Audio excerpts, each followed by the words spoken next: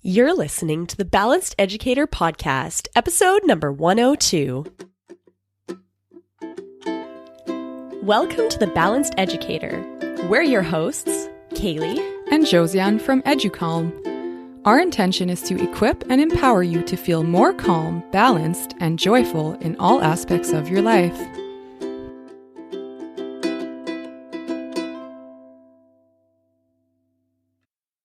Hello there and welcome. We are just so happy to have you here with us today. Now, tell me, do you ever feel like you're working and yet you're never done? And maybe even you have this nagging feeling like you're never quite doing enough? We are going to address this very common feeling that we get as teachers in this episode with Angela from Angela Watson's Truth for Teachers podcast. She is going to share how we can gain the courage to focus on what matters most and how we can do fewer things better. Angela shares ways to make teaching more effective, efficient, and enjoyable. We are so excited to share this episode with you today. But before we dive in, we can't wait to share this week's sponsor. Little Love Home creates sustainable, minimalist goods for you in your home. Everything is handmade with love by a mom here in Manitoba, Canada. And we are just obsessed with Little Love Home's designs. They make these beautiful goods that would be gorgeous additions to your home or to your classroom, and even purses that are really unique and would just be a really fun statement piece. We also love that everything in the Little Love Home online shop is made from high quality 100% cotton rope, and that they donate 5% of their net proceeds to Global Footprint Network. This is just a business that you want to support and see grow because they're doing amazing things. Check out the beautiful and timeless designs at www.littlelovehome.com and use the coupon code EduCalm10 to get 10% off your first order. Again, that's littlelovehome.com and use the coupon code EduCalm10 to get 10% off.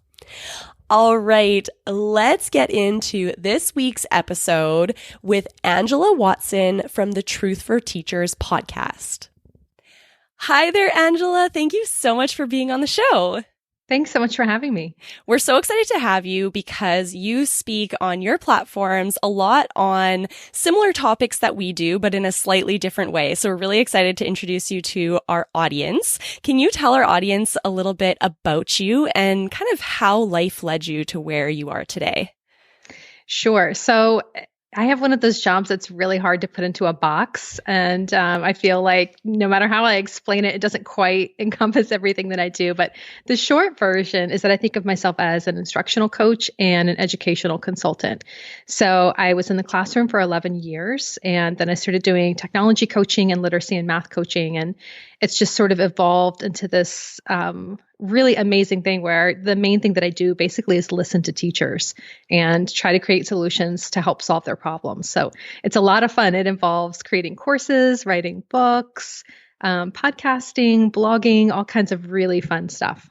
That's awesome. So that's really cool that you've created courses for teachers. And it sounds like and from what I've seen, it seems like it's for sure based on the feedback you're getting from teachers and the types of issues and struggles that teachers are encountering. So can you tell me a little bit about some of the offerings that you have for teachers? Sure. I think the main thing that I do is probably centered around the biggest problem that I've heard about, which is teachers just feeling overwhelmed. And I know you know that in the work that you do as well.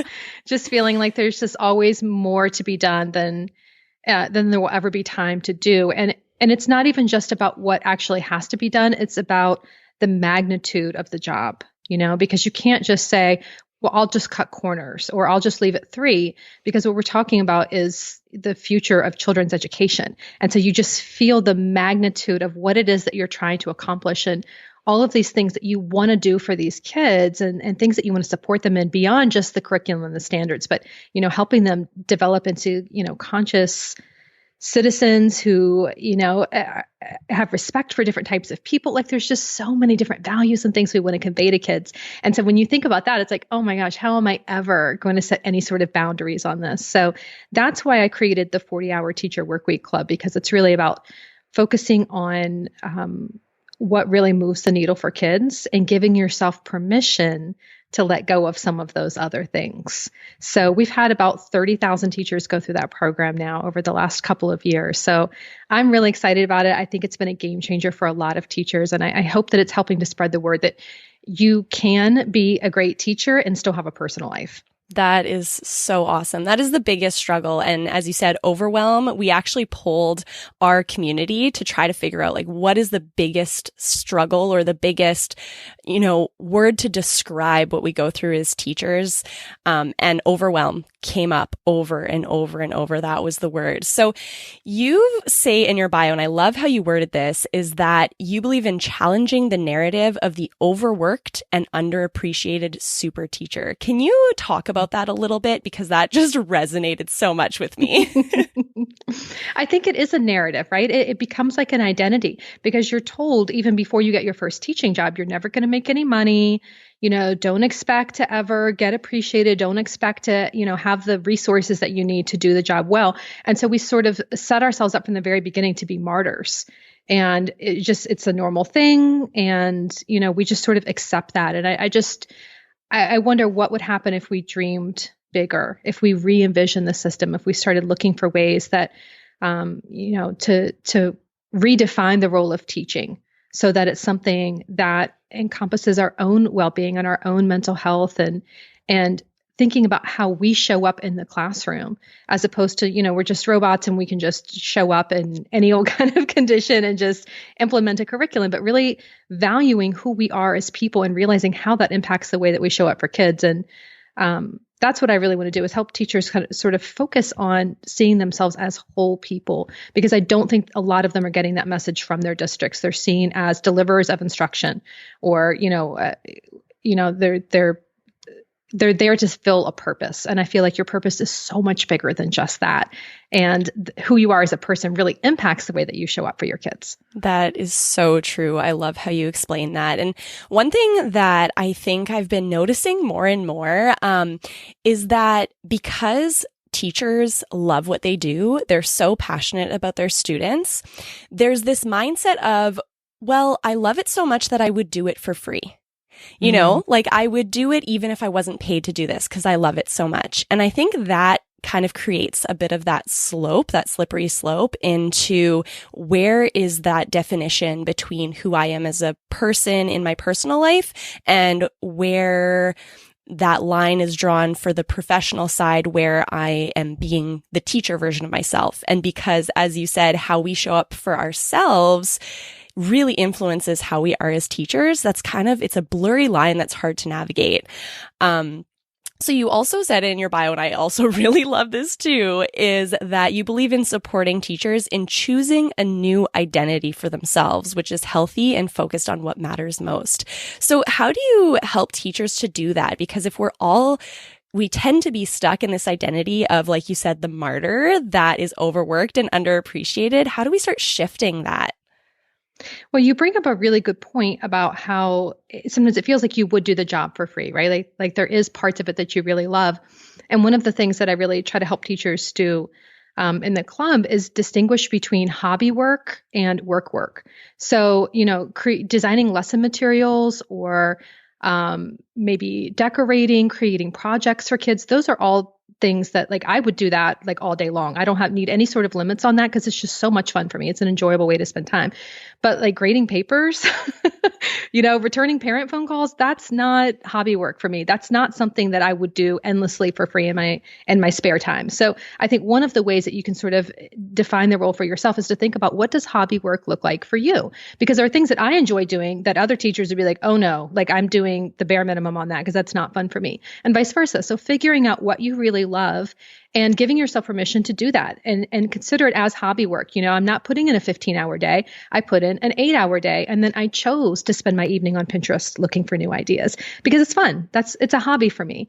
And thinking about your work a little bit differently that way, and then limiting the amount of real work or work. So if you know that grading papers or planning lessons or whatever it is, documentation, data entry, meetings, those sorts of things, really being aware of the things that give you energy and the things that take away your energy, and trying to keep those things that drain your energy within your contractual hours as much as possible, so that when you are doing work on the evenings and weekends, it's mostly hobby work and mostly things that you actually enjoy. I feel like looking at it that way, the differentiation between which part of my job is hobby work, I just felt uplifted when you said that. It's like, oh yeah, there's a lot of things about the job that I choose to do. I don't have to do it. I'm choosing to spend extra time, not because anyone's forcing me to, but because I love it so much. So instead of thinking of it as, oh my God, I'm putting in way too many hours, I'm working too hard, it's no, I'm doing these extra hours because I chose to, because it brings me joy. And so that is the hobby side. I've never heard it explained like that, and I love it. So thank you for sharing that. It feels so much more empowering to think about it as a choice, right? It totally does. Totally. Now, in the world of teaching, there's like so much going on. There's so much innovation. There's always new buzzwords. There's always new things to try. And I think a lot of us teachers want to do it all. And it's really hard for us to distinguish what is the most important thing, because we just can't do it all no matter how much we want to, or at least we can't do it all right now. So how do you suggest that teachers can be more intentional with which projects, which new things they take on, and which are the things that are right for them and their students? I think a lot of it is being able to slow down and really think about your priorities. Because if you're just going 24/7 and just putting out fires all the time, then you never really have a chance to think about, okay, what is it that really makes a difference for my kids? Where should I be focusing my energy? What are the things that I want to be doing in my free time? And, what feels like quality time with my family or my friends or pets, whoever it is that's important to you? If you're not really thinking about what brings you that sense of fulfillment and you're just constantly going all the time, you're never going to know the answer to this. And I think a lot of people are looking, not just teachers, but people in general are looking for shortcuts. They're looking for someone to magically make certain things go away. But the truth is, I can't tell you what you need to eliminate or streamline. That's really up to you. It's really it's really up to you to figure out what feels good and to try to do more of those things, and to find the things that are draining you and try to simplify those as much as possible. So I do have resources that help with that. I have a free 5-day challenge called Goodbye Teacher Tired, and it will help you figure out what to eliminate and streamline. And I'll give you the link for that. So awesome. With your listeners. I think it's teachertiredchallenge.com, actually. I'll check that out. Awesome. We'll put it in the show notes at educom.com. Great. And so I have tools like that will help. The 40-hour teacher workweek club helps. My book, Fewer Things Better, will help with that. So I have structures, but it's really just a reflection tool. All of those things are reflection tools to help you figure out, get alone with yourself and figure out what to do. And it's not nearly as complicated as people think it may be, because you only need to think of one or two things. If you can think of one or two things to start, you can start really shaving hours off your work week right away. It's pretty amazing. You realize, oh, okay, I'm doing this one thing 5 days a week that takes me an extra 20 minutes. Well, you get rid of that, there's an extra hour for yourself. And so things like that sort of stack up. And then the more that you do them, it becomes sort of addicting to start to say no. Instead of trying to cram in as much as possible, to look for things that you can actually get rid of. The more you do it, the better it feels, the easier it becomes to evaluate tasks and figure out what you want to keep and what you want to let go of. So my advice really is just get started. Just, start paying attention to the things that are really taking up time, that don't really feel like they're giving you a good return on your investment. Look for ways to streamline or eliminate them, and just experiment a little bit. If it's not working when you cut it out, add it back in. And I think that's really just how productivity works. It's a giant experiment where you're always seeing in different seasons of life and with different demands, what's going to work for me today, and practicing being intentional about what you're giving your time to. I love that. I love the idea of, looking at what's on your plate and what's one thing that I can eliminate, just starting small. So one thing that teachers struggle with a lot when they're trying to cut things off of their list and start beginning to say no to things that don't feel uplifting for them or don't feel like it gives them energy, it feels more depleting, is they feel guilty. They feel guilty starting to say no. Most teachers are kind of the yes people. They do. So what would you say to those teachers that recognize that they need to start cutting some things out but are feeling too guilty to do so?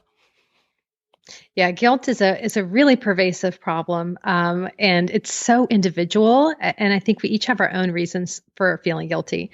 And I know for me, one of the things that's really helped is to think about where can I add value, and thinking about, am I saying yes to the things that I know I am uniquely good at, or that I get special joy from doing, or that I can just really make a big impact with. And when I feel like I'm getting those things done, it's much easier for me to say no to the other things, because really every time you say yes to one thing, you're in effect saying no to something else. So it's a lot easier for me to turn down something that I feel is rather minor if I feel like I'm doing something that is important. So for example, if there's like a potluck or something, I'm not going to be the person who is, cooking this fabulous from scratch meal. I know that there are people who love doing that. They just get joy from cooking, and maybe they have an old family recipe that they love to bring to every single gathering. I will let them have that. Like, go for that. Enjoy it. I will bring the ice. I will bring the napkins, the soda. Like, I'll bring something really easy, because it's just not my gifting. Like I'm perfectly adequate in the kitchen. I feel like I can cook good, healthy meals, but I don't love it. And it just doesn't really bring me joy to cook for other people. It's not something that just like fills me up inside. So I know that about myself. And so I don't feel that pressure. And when I show up and I see other people have cooked these lovely homemade dishes, I feel no guilt about that whatsoever, because someone needed to bring the napkins and the plates, someone needed to do that. And it just wasn't going to be something that I was super excited about. So, but I know that there are other things that I'm willing to do that other people are not that great at or not willing to do at all. And so the more that you practice identifying those things, recognizing what you're uniquely talented at and what your skill set is, and really honing in on that, I think it sort of builds your confidence, so that when you realize, okay, I'm not as good at this other thing, or maybe this other thing isn't quite as good a use of my time, it feels okay to say no to that, because you realize that you are freeing yourself up in effect to do the stuff that's better for you. That's so well explained. I love that. And one thing that I've, as I started shifting into saying no to things, one thing that helped me was to kind of, like you said, instead of feeling guilty that I didn't bring the potluck item, just appreciating that someone else got joy out of doing that, and going, wow, how awesome is it that I get to experience what brought them joy? And it kind of reminds me then to really hone in on and really focus on those things that bring me joy, because that's where my greatest power is to support those around me and to give. It's through the things that feel good for me. So shifting the guilt to appreciation feels really good. I love that. Love it. Awesome. So you have a new book out. It's called Fewer Things Better. Can you tell me what inspired you to write this book? So I feel like the 40-hour teacher workweek club is sort of the what to do, but I really wanted to hit on the mindset behind it, the why, and really it's sort of the how too, because I can give you all kinds of hacks and tips and tricks to cut back on your workload. But if you're operating from this sense of guilt, where you feel like a bad teacher if you eliminate things, then it doesn't matter how many things I can tell you, because it's going to hit on your sense of self-worth. You're going to feel like, okay, I'm just not doing a good job for kids if I do this, or, all the good teachers, work weekends, all the good teachers stay till 6:00. If your identity is rooted in that, you're not going to be able to change those behaviors. So that's what I really wanted to focus on with the book. And so I called the subtitle, The Courage to Focus on What Matters Most, because it really is, it is an act of bravery in a world where teachers are expected to give endlessly and enjoy it and not complain about it and do it all for the kids with no thought whatsoever to their own needs. It takes an act of courage to focus on what matters most. And it also takes that slowing down, like we talked about earlier too, to really get intentional about where you're going to spend your time and energy. because most people just aren't doing that. So you're going against the grain with that. It does take courage, but I think it ultimately is the key to doing fewer things better. That's wonderful. I love that. I love that perspective. Can you walk us through a couple of things that our listeners would learn if they read your book? So it touches on a lot of different areas. And that's what made it really tricky to write, because when we start talking about, I feel like it's sort of pulling back layers, right? It was like, okay, well, examine this one thing. But in order to do that, you have to also think about this. It's a lot of mindset work. And I think that's really cool, because when you're doing mindset work, you can just have an aha moment and it can just sort of change your whole life. You know, you don't really have to do anything. You're just thinking about your problems in different ways. And, for example, one of the things that I talk about a lot throughout the book is that your worth doesn't come from how much you get done. And that is a message that is, the opposite of that message is reinforced constantly throughout the culture, particularly for women. It's just, you need to be caregiving. You need to be giving to other people all the time. That's the measure of your value. And so many of us buy into that and just feel like we have to be constantly doing things. Like you can't even just sit for half an hour to watch television unless you're also folding laundry, because otherwise you're being lazy. So there's all these stories that we're just constantly fed about, hustle, grind, do more, do more, do more. And so, realizing that rest is part of productivity. It's not a break from productivity. It's actually really the catalyst for it is sort of a recurring theme throughout the book, that realizing that giving yourself the mental break and the physical break is actually what enables you to do more later on. And even if you don't do more later on, that doesn't mean that you have any less value as a person. You don't have to keep proving yourself to other people by constantly, performing and doing all these acts of service and, having a clean house and having a perfect classroom and beautiful lessons. None of those things impact your value as a human being. Like you have worth just for existing, and sort of stepping back and realizing that rest actually, just it changes the whole way that you show up. It makes you more of who you are, instead of just sort of acting out of your frustration and your, we all know how we get. We're hungry and tired, right? Not taking care of those needs. So when you start to pay attention to those things, you realize, okay, I'm going to be a better teacher actually if I rest than if I stay up until 2 a.m. looking for lesson ideas. Yes, so true. I think you totally hit the nail on the head, at least for me, when you talked about how we, especially as women, feel that our sense of worth comes from how much we accomplish and how much we do. And that, stopping and resting is being kind of weak or not giving as much as you should, and that you should feel guilty for resting. That's definitely something that I have been working through in my own life for the past several years. And each time, like you said, I peel back a layer of being like, okay, I deserve to take time to meditate every morning. Like that is something that's good for me. It makes me better. So I've been able to peel back that layer, but then underneath there's another layer of, this deep rooted belief that I always need to be doing something. I always need to be busy. So I think that I'm not the only one in that. I think there's lots of people that have many layers of being okay with having, as you said, the courage to slow down and focus on what matters, which includes rest. That's right. And you are entitled to rest. You deserve rest. You don't have to earn it. You don't have to complete your whole to-do list before you get a break.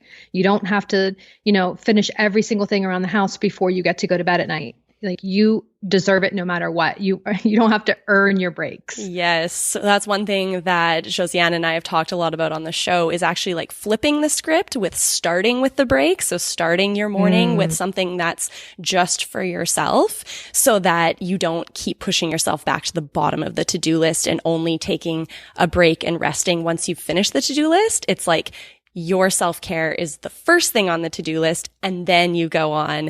And that has really helped us to actually give ourselves rest, because it can be hard to turn down things on the to-do list, and to work through that mindset, like you said, of, feeling like you always need to do more. So I definitely want to read your book. I think that it will help me to continue to work through my layers of feeling like I always have to do more, and to figure out and focus in on what matters most. So thank Thank you so much for sharing your time with us today. Is there anything that you'd like to say to our listeners that might be just starting on this journey of figuring out how to walk that line of self-care and then also being a really effective teacher? I think a lot of it is mindfulness in the sense of really tuning into what you need in any given moment. Really noticing, okay, if I'm snapping at my students or, I'm being short-tempered at home, asking, okay, what's happening right now? What's going on in my mind and my body? What do I need right now? What am I feeling? What's creating that feeling? What do I need so I can move out of that and really be who I actually am? Because, my real self, when I'm not, tied down by, unhealed trauma, when I'm not stressed and frustrated, or, if I've unpacked all my biases, like who I am at my core is a really loving, patient person. I think that's true for all of us. So what is this extra baggage that's creating problems on top of that I need to sort of like peel away and get back to that? And I think probably mindfulness is more about, less about thinking. But for me, I'm an analyzer. So it really helps to think about, have I gotten enough sleep? Have I eaten? Have I done things that nourish my body? Have I gotten exercise and fresh air and that sort of thing? So sort of learning to approach yourself with that curiosity that you mentioned earlier and sort of wonder, like, how can I push through this problem that I'm trying to solve right now? Do I need to just keep going, or do I need to take a break? So tuning into your body and trusting that if you drop into your body, the answers are there. Your intuition is going to tell you. You are going to feel it inside of you. That inner wisdom is there that will tell you what the right step is and what you need, and learning to trust that, because there's a lot of messages in the culture that will tell you don't trust that. We need to look at logic and data and facts and all of these kinds of things. But really, your experience and everything that you have learned in your journey it's inside of you. That's your inner wisdom, and it's there if you can just practice tuning into it. Just notice how you feel. Pay attention to what you need. Give yourself what you need in the moment instead of continually spiral and get off track. So I think that's the most important thing, is just learning to tune in with yourself and really respect what your body's telling you, because it won't steer you wrong. That is so beautiful. Thank you for sharing that. Where can our audience connect with you? Because they're definitely going to want to keep connecting with you in the future. What's the best way for them to find you? Well, podcast listeners love podcasts, obviously. And I think you and I, we talk about a lot of the same themes. My podcast is called Angela Watson's Truth for Teachers.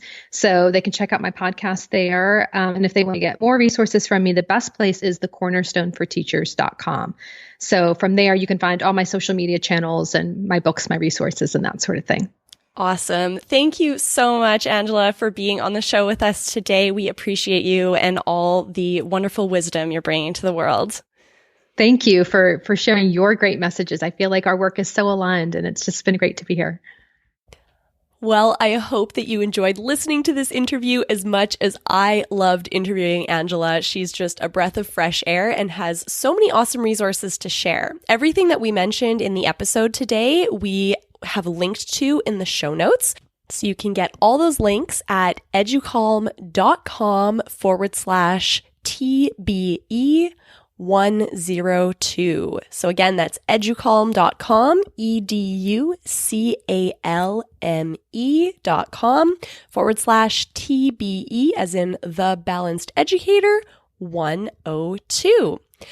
All right, your exit ticket today is to start thinking about, just as Angela said, what can I start taking off of my plate? What parts of my job feel really good and in my lane and uplifting to me? How can I spend more of my time enjoying those aspects? And then think about, what are the things that really drag me down?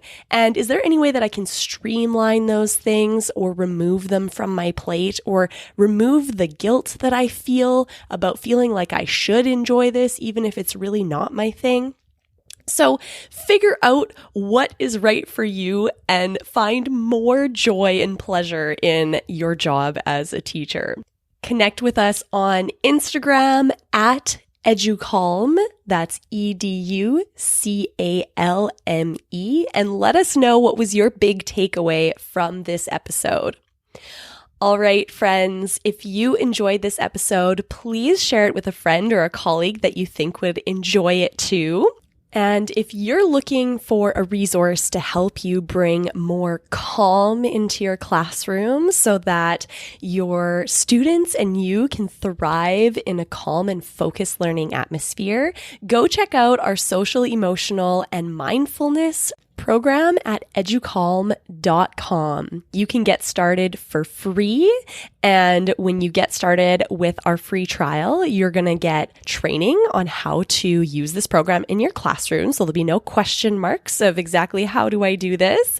And you're going to get ready to use mindfulness audios for the classroom that are 2 minutes and 5 minutes long. So you can choose the length that works for you and your students, and lesson plans, printables, and activities that you can do in the classroom with your students to bring more mindfulness and self-awareness and self-regulation skills into your classroom. So again, go to educalm.com to get started with our mindfulness and social emotional learning program, EduCalm Classroom. All right, friends, thank you so much for spending your time with us here today. Have a wonderful week.